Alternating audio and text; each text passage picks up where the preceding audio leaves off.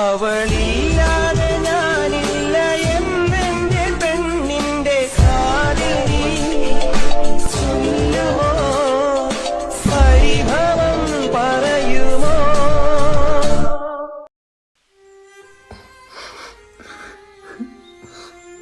ഇത്രയും നല്ല കൂട്ടുകാരടക്കുന്ന നീ എന്നെ നേരത്തെ വിളിച്ചു കളഞ്ഞല്ലോ. ഈ കഴിവേറി ചത്തുപോയല്ലടാ. ഇവന് എനിക്കൊരു 50,000 രൂപ ഉണ്ട്. എനിക്കും തരാണ്ട് ഒരു 10,000 രൂപ. 5,000 10,000 ആയി. ഒരു പരനാറിയായിരുന്നല്ലേ ഇവൻ?